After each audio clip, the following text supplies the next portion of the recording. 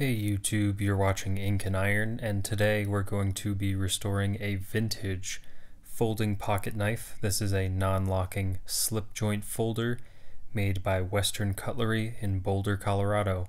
This is my first vintage knife, and most of this video will be sped up because the techniques I'm going to show you are very simple, but they take a very long time. So right now we're taking stock of the condition of the blade to begin with. There's a little chip out of the edge.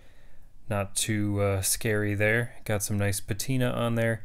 The action is a bit crunchy, as you can see. Kind of hard to push it back into the handle. Moving on to our secondary blade. This one's much smaller, much more rusted out. This is black rust known as patina though, so it shouldn't continue any further than it's already advanced. There is some red rust on this blade, which will be easier to see later.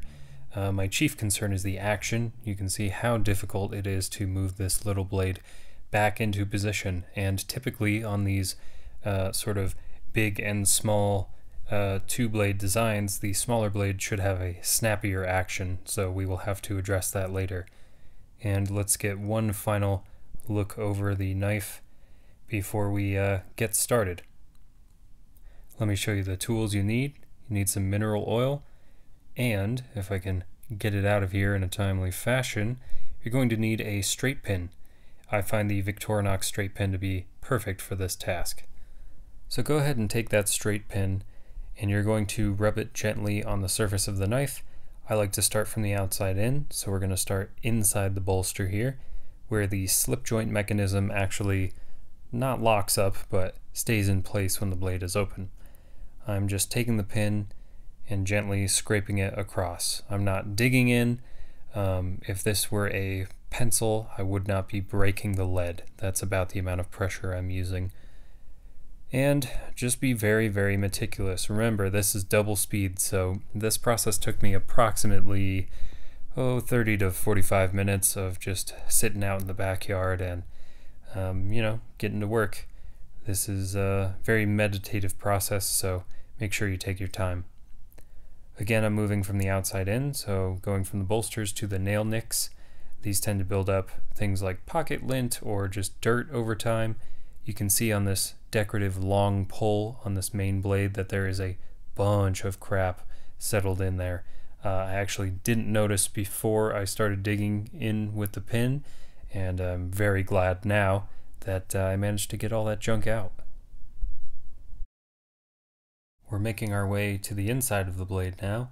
Open them up about halfway and make sure to gently scrape off any rust you find on the back springs. That's the part that's sticking out opposite the blade tang, and also on the blade tangs themselves. That's the unsharpened portion that you see me scraping here. My knife did have most of its rust concentrated in this area, so be sure to take your time and move in different directions as you scrape across. You can see me going up and down and then sort of back and forth scrubbing, and if this low angle of the pin isn't enough, you can hold it a little bit more vertically for a little bit more aggressive rust removal. If you get about 90% of the rust, the last 10% will come off with the technique I'm going to show you here in a minute. And a quick shot of the inside shows you how moisture and pocket lint over time just sort of corrodes the inside of these blades. Be sure to scrape that out as well. And here we are at the best part of this process. You're going to take your mineral oil and you're going to put tiny little drops right here in the bolsters. This point is where the blade interacts with the back spring on the slip joint mechanism, and this is the point where the blade action starts to improve significantly. And I think you can see it already with this tiny blade. As I move it back and forth, open and closed, it starts to actually fall back into the handle under its own spring tension. The main blade here is a little bit more resistant, but they tend to be on these little tiny knives. So I'm just taking a paper towel now and wiping off any excess oil.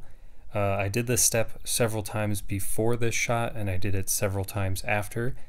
So you'll just drop the oil in your pivot points, put a little oil inside your handles, and then wipe it up. What this is going to do is mix all of the old rust and crud that you scraped up with your pin. It'll mix it with the oil, and then the paper towel will absorb the oil along with all the other junk that you intended to remove from the blade. So this is a labor of love, if you will. You'll just sit there kind of wiping and polishing and getting all the junk off. Gradually over time, I'd say I spent a good 20 minutes doing this step alone, but the action improves significantly.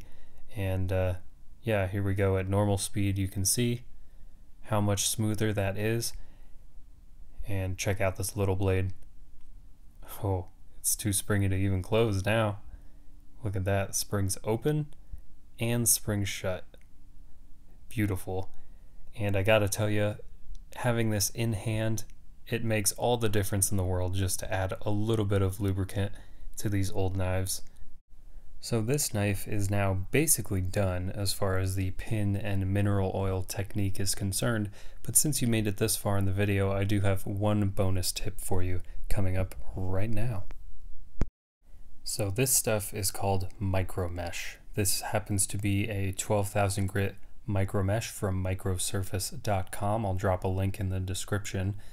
I actually got this for fountain pens. It's perfect for cleaning up a misbehaving nib, but it also works on very soft metals like the chrome bolsters on this here pocket knife.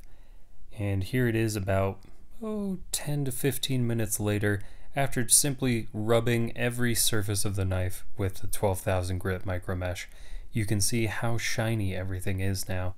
Everything from the inlaid shield on the handle to the rivets to the bolsters is now basically mirror polished, and I would highly recommend this step to anyone taking it upon themselves to restore a vintage knife like I did. This is actually an eBay find.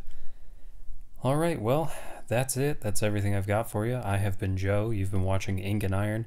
For more content like this, and also knives and fountain pens and other collectible stuff, feel free to follow the channel, subscribe for more content, and hit the bell to get all the notifications for when I upload new stuff.